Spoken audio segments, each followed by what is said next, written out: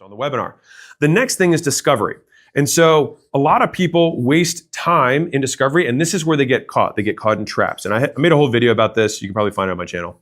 But they go into traps. And so traps are basically when you get too far in the weeds, you get too into the details, and both you and the prospect forget why you're there to begin with. And so you want to stay chunked up at the highest level humanly possible, because when you stay chunked up, you can focus on the few things that matter, that are going to move the needle, that are ultimately going to be tied to the biggest ROI around whatever it is that you sell. Stop getting cute in sales calls. And so a lot of salespeople will start doing this as they get a little bit more experience, and this is a mistake.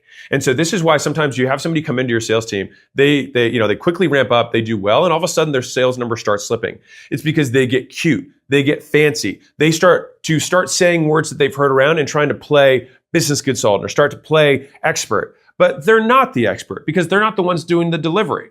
And so you want to always get out of these very detail-oriented questions, because as soon as they ask those questions, then they're the ones in control of the conversation and not you, because the way you answer could turn them off and say, oh, actually, I didn't want that. But now you're the one answering their questions. They're in control. So during discovery, you ask the questions, they give the answers, and you stay high level to make sure that you're staying on the line to get to the end. Once you've gone through discovery and you've hit on the pain, you've clearly defined a reason they should be motivated to take action,